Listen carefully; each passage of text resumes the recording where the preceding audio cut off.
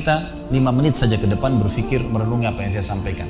Teman-teman sekalian, kita ini sebagai orang beriman tahu dunia ini akan dilaluin. Kita tidak akan berlama-lama di sini. Jangan sampai dunia ini menjadi target utama. Berantem gara-gara tanah, berebutan karena warisan, berebutan karena jabatan, kadang-kadang berebutan hanya karena masalah pasangan hidup. Untuk apa? Untuk apa teman-teman sekalian? Dunia ini mungkin di mata antum kelihatan besar kalau dekat. Misal, saya tidak tahu bapak-bapak mengerti nggak. Kalau ibu biasanya langsung mengerti kalau masalah contoh-contoh perhiasan. Kalau ada orang punya berlian, besarnya seperti bola pingpong, kaya nggak? Rupanya ada juga bapak-bapak yang paham. Itu kaya luar biasa. Kalau dia punya berlian seperti bola basket, kaya nggak? Coba taruh berlian yang seperti bola basket itu di tanah, terus antum naik pesawat ke atas. Makin jauh, kelihatan enggak? Orang yang perebutkan tanah 1000 kali 1000 meter, 1 hektar, berapa hektar, tumpah-tumpahan darah. Karena kalau dia naik pesawat hilang semua tuh. Mobil mewah, bangga-banggaan dengan mereknya. Kalau kita naik pesawat kayak gentong-gentong lagi jalan. Cuma hiasan dunia. Apa yang mau dikejar? Seorang mukmin tahu dunia hanya fasilitas saja untuk mengejar akhirat yang abadi, teman-teman. Akhirat yang abadi, kejar di sana. Walad darul akhiratu lahiyal hayawan, kata Allah. Darul akhirah, tempat akhirat adalah kehidupan yang abadi. Di akhirat, kata Nabi SAW, kalau seorang mukmin masuk ke dalam surga, tidak ada capek, nggak ada gangguan orang, nggak ada sedih, nggak ada penyakit, nggak ada buang air besar, nggak ada buang air kecil. Makanan dan minuman yang dimakan ahli surga yang tidak dibutuhkan oleh tubuhnya akan keluar dalam bentuk keringat yang lebih wangi dari bau kasturi. Gak ada lagi masa tua, gak ada masa anak-anak. Semuanya berumur 33 tahun dan semua laki-laki akan kembali kepada poster ayahnya Adam 60 siku ke langit 27,5 meter. Dan semua perempuan kembali kepada poster ibunya Hawa 40 siku ke langit 17,5 meter. Gak lebih ya daripada itu, dan tidak pendek tidak tinggi. Jadi teman-teman yang pendek gak usah khawatir. Ini cuma dunia. Sampai orang beriman pun tahu kalau ada orang lahir dalam kondisi fisiknya luar biasa, matanya buta, telinganya tuli, tangannya, kakinya semua putus, gitu kan? Itu tetap bagi orang beriman punya nilai, karena itu cuma dunia. Begitu dia meninggal, jasadnya akan dimakan oleh tanah, sebagaimana sabda Nabi SAW, semua jasad kalian akan dimakan oleh tanah kecuali tulang ekor kalian yang darinya Allah akan tumbuhkan kalian. Di akhirat ditumbuhkan jasad yang baru. Itu yang akan hidup bersama kita di surga atau di neraka, gitu kan? Jadi ini cuma dunia sebentar. Untuk apa dikejar, teman-teman sekalian? Ingat, Nabi SAW pernah keluar dalam hadis Bukhari dari masjid beliau, kemudian beliau menggambar kotak. Lalu beliau mengatakan, inilah kotak kehidupan manusia. Seperti meja ini misalnya, inilah kotak kehidupan manusia. Lalu Nabi SAW menggaris dari luar kotak, di bawah kaki beliau, digaris, dilewatin kotak ini sampai melewati kotak tengah, di depan, panjang. Lalu kata Nabi SAW, ini angan-angan manusia. Ini angan-angannya. Angan-angannya melampaui kehidupannya. Lebih 500 tahun ke depan, padahal umurnya cuma 60-70. Lalu Nabi SAW menarik dengan tongkatnya dengan keras dari sisi kanan garis kotak, digaris dengan keras sampai terbongkar tanah itu, digaris dan memutus garis tengah itu. Lalu beliau mengatakan, dan ini kematian yang akan datang memutus angan-angannya. Di Jakarta kemarin teman-teman sekalian, ini bukan nakut-nakutin, tapi di Jakarta kemarin begitu. Ada orang keluar dari mall, kisah nyata, bawa kresek banyak sekali, habis belanja buat keluarganya. Mobilnya Masya Allah mewah luar biasa, super lux, paling mahal. Parkir, begitu melihat tukang parkir, tukang parkirnya sangat senang nih, karena ini orang kaya, pasti kasih tip yang banyak gitu. Naik di mobilnya, di starter mobil, tidak pakai supir kebetulan, dia nyalain, mobil di depan ada, mobil di belakang ada, jadi terhimpit. Tiba-tiba orang ini tuh starter mobilnya diinjak gas dengan sangat keras, mundur ke belakang, nabrak mobil di belakang, hancur total. Tukang parkirnya pun tadi jadi marah, Pak, Papa nggak lihat, ambil marah-marah. Tapi anehnya orang ini gasnya terus kencang, gitu ribut, gitu kan? Maka tukang parkir curiga, dibuka pintu, orang itu sudah meninggal dunia. Teman-teman sekalian, pernah nggak orang ini berpikir dia akan mati pada saat keluar dari mall?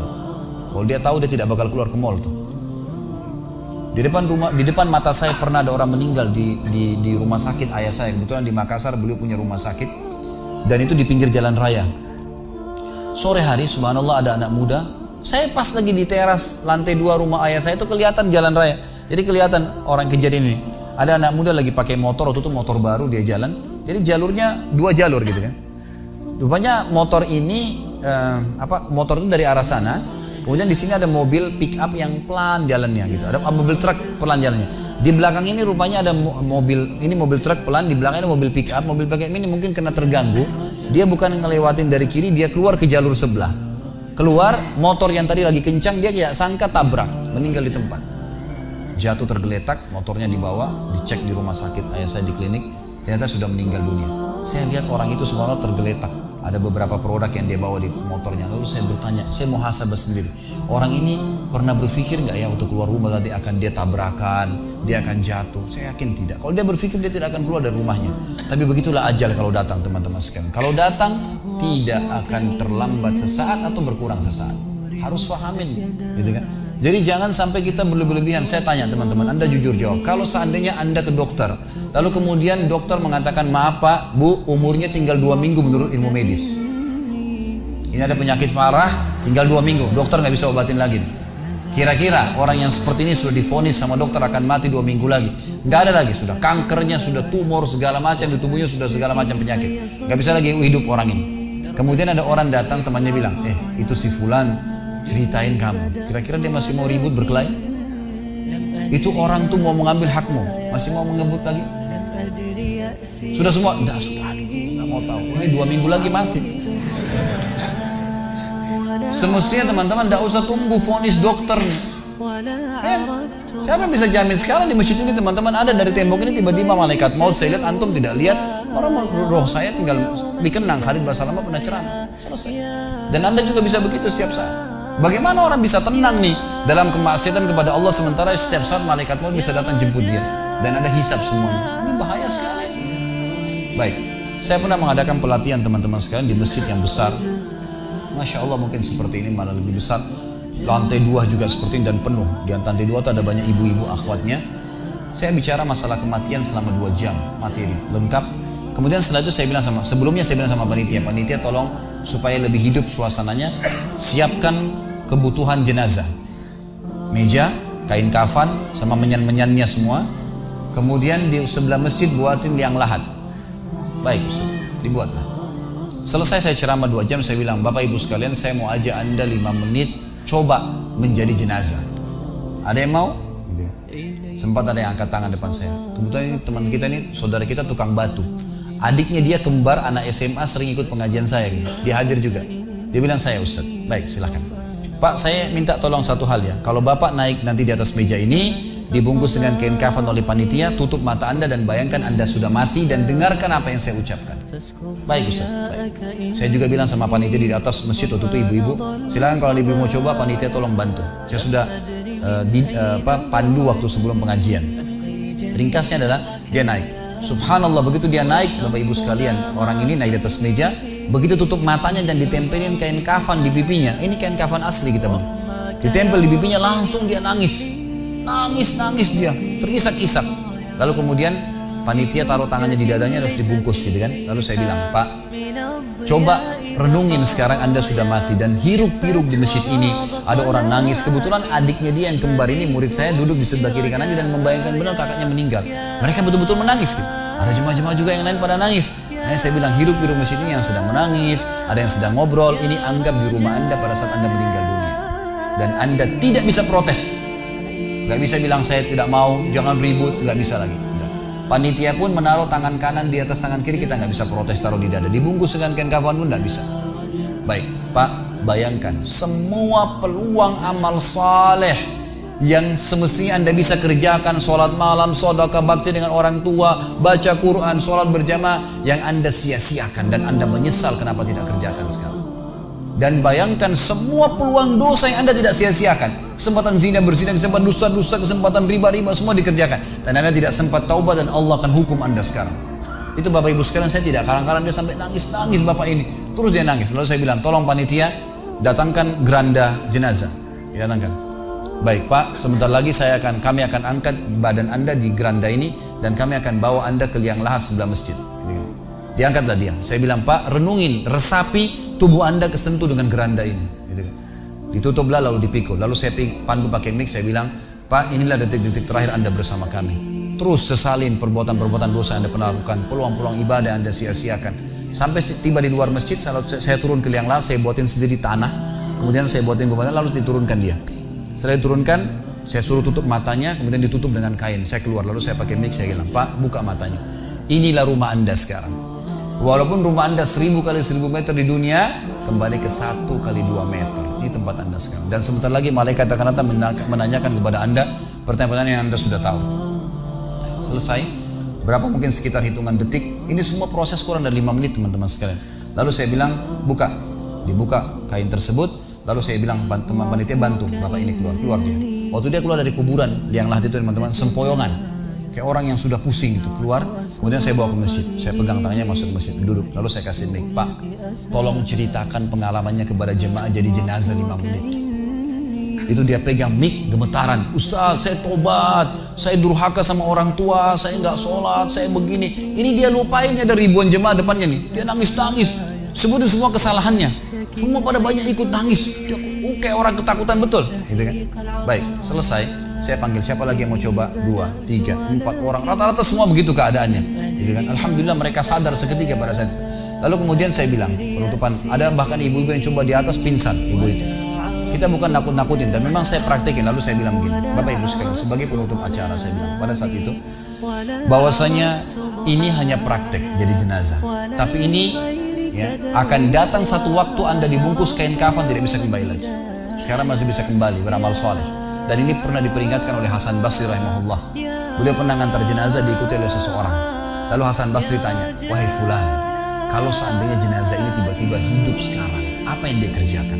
Kata orang ini, tentu dia akan sholat, dia akan puasa, dia akan ngaji, dia akan kerjakan ibadah-ibadah. Kata Hasan Basri, kenapa?